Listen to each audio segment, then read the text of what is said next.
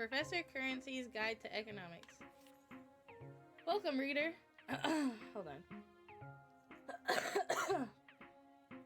Welcome, reader, to the vast, strange, unfathomable, beautiful, unfathomable, terrifying world of economics. If you've picked up this book, it's because you've made the decision to dedicate your life to the study of economic theory. You've chosen well.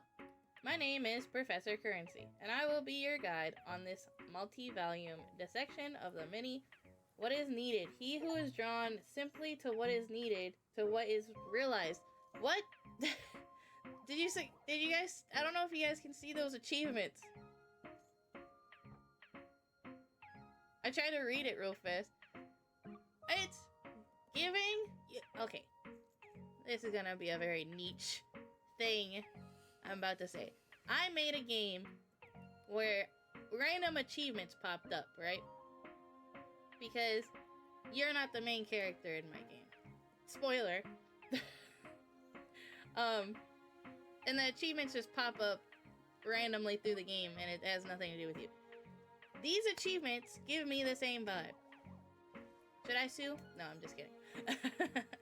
SP knows. SP played that game. If you guys want to play, it's on Itch.io. Itch.io, Kalala. If it's not Kalala, it's the Kalala. It's called The Fool. Or The Upright Fool. You can search either. You'll find it. I don't know. Anyways, where was I? And I will be your guide on this multi-volume dissection of the many fascinating facets of economics. First, an admonishment. Do not be daunted by the complex nature of what you're about to read. The pursuit of economic study is demanding, rigorous, and often physically painful. This is normal. Pain is economics entering the body. Rest assured that whatever struggles you face in comprehending this knowledge, you will be rewarded tenfold once you fully understand it. Okay.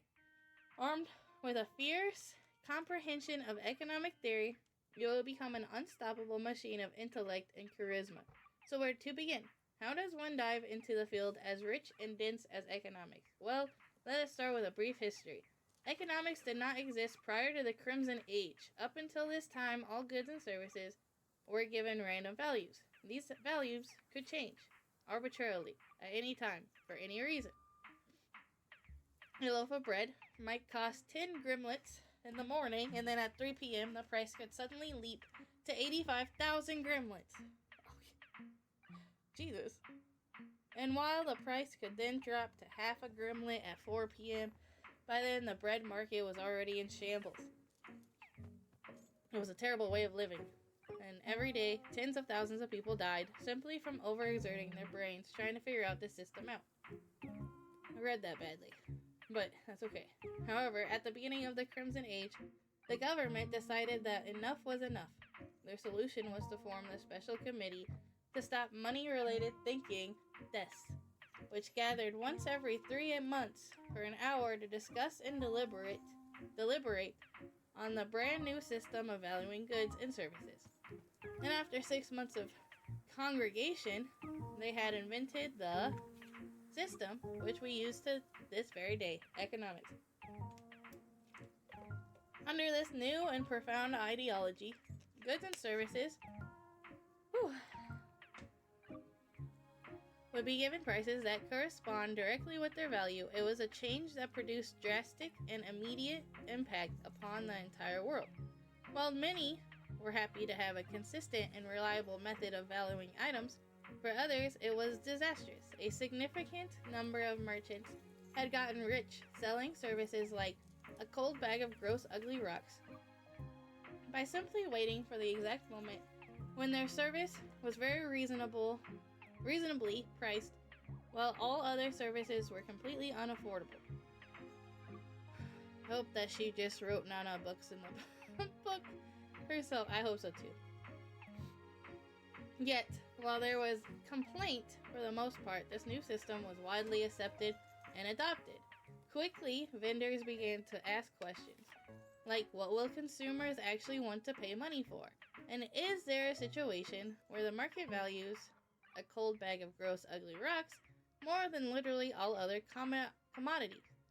These questions became the cornerstone of economic study, and the ugly rock test is the first principle taught in the most 101 economics classes. While it is certainly true that the specifics of market value, we got 2 more pages. I feel like back when I was studying accounting, today than they were in the Crimson Age. The fundamental underlying tenets of economic theory are the same now as they were back then. It continues to be true that consumers want things and are willing to pay for a good if the price is commensurate with its values. It continues to be true that a cold bag of gross ugly rocks is the tremendously difficult, though not impossible, item to advertise as being the most valuable commodity a person can possibly own. And it continues to be true that everybody wants to make money, which means that in some sense everybody is an economist. Of course, some of us are more of an economist than others, since we went to school for it and physically fought one another tournament style in gladiatorial arenas to earn our diplomas, but on more of a theoretical and not very real level, every single person in today's world is an economist. This concludes our discussion of the history of economics. But what are the practical implications of economic theory in today's world? How can economics best be used for personal gain? And what about that economist combat tournament that I mentioned, and the light implication of packed arenas around the world where such tournaments are held?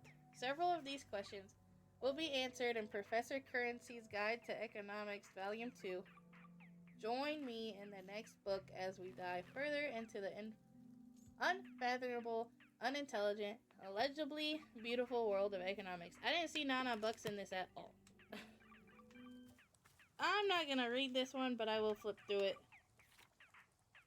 If y'all want to see it, pause it.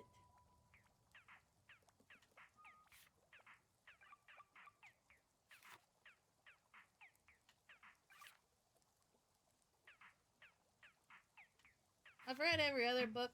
I'm not interested in these financial books. At least this one, I don't care today.